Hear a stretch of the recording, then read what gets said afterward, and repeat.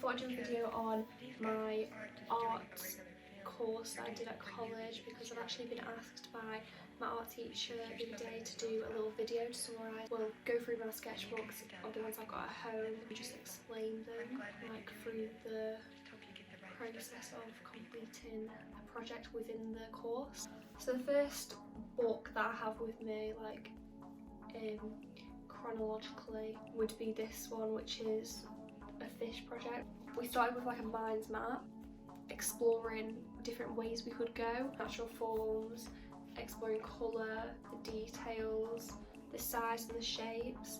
Again, kind of a mind map, but it's like a mood board showing different artists that I liked, who kind of did motifs and like repeat patterns, thinking of how I could eventually get from my drawings into these type of patterns. So you've got like natural forms, like butterflies, and then this one was probably taken from maybe an animal.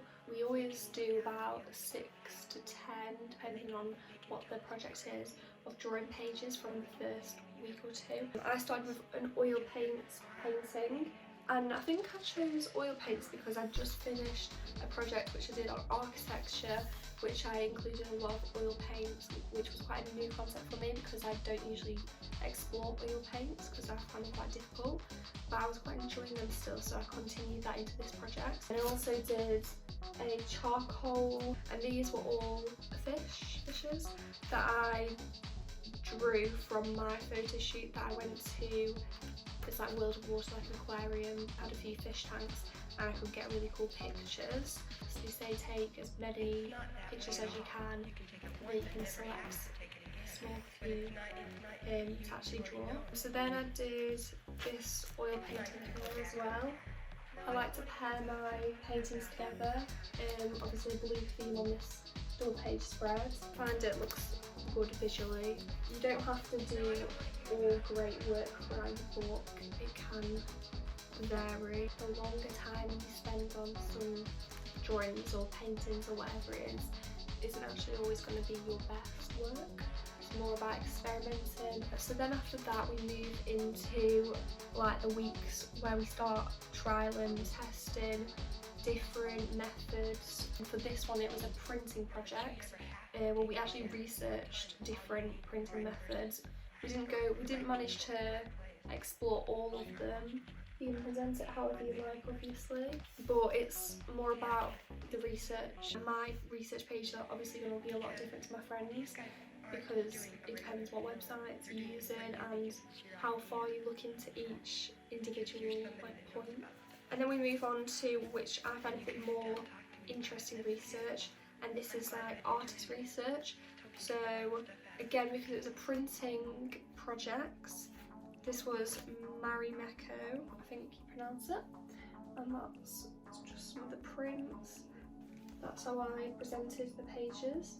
Again, just a lot of research. I do like to have a bit of correlation to what it is. Again, I try to like correlate my the pictures, say, with the backgrounds. I've got orange and greens, which I found in most of the images.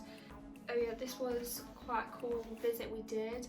Went to the Harris Museum. We had a speaker about the Horrocks' fashion, which was a brand in, I think, around the 1950s. Yeah, it was the most famous fashion brand in the 1950s. And this was well known for their printmaking and textile work. If there's one thing I do remember, it was that the designs were designed in Preston and then went on to Manchester, I think, to be made and then executed in London for like fashion shows.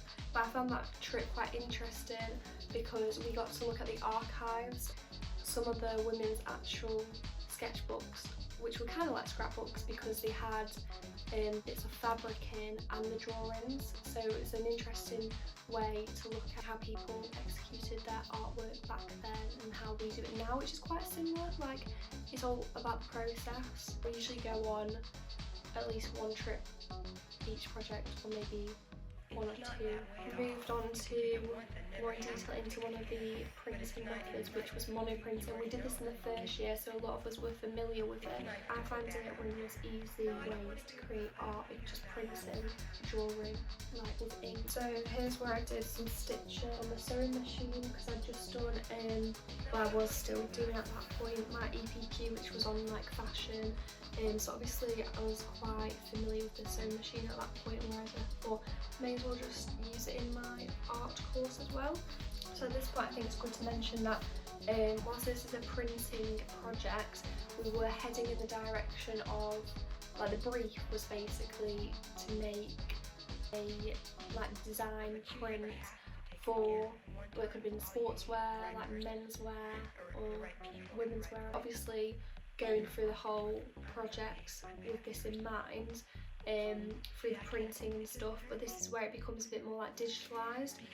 Just throughout your book, if there's any line drawings or little details or patterns which are just in black and white line, then you can take them into Photoshop. So here you can kind of see like the original drawing, and then how I've created it into just adding colours, really, dropping colours in, and then filling the lines in to make them strong black, playing around with layouts. Another bit which I like to do is taking colours from this little square is the actual image that I took, drop the colours into each section. This one didn't work very well, as you can see, but from them I use like the orange into there.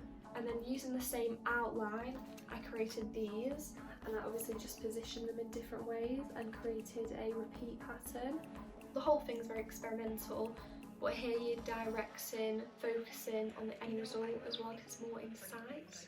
This don't really make sense. I should have put this as one of the first pages, but this is like my step by step.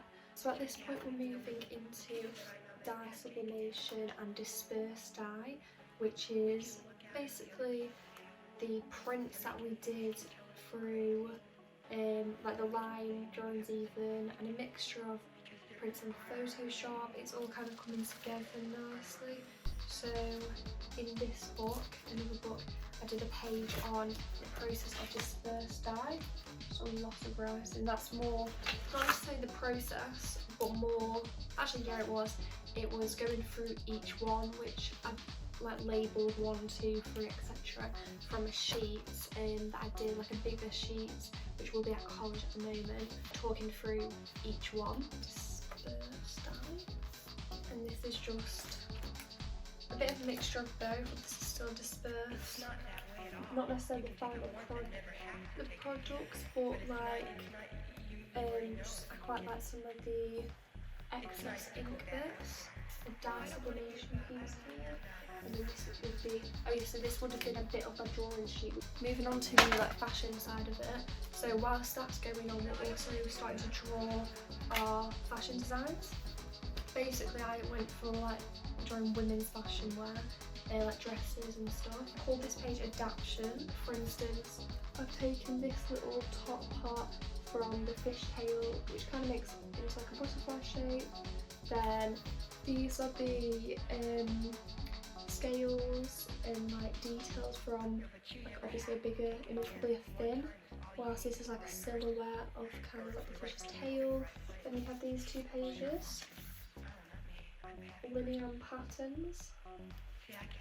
So for instance, that's just a lot of like line, well it's all line work obviously, but very much so lines,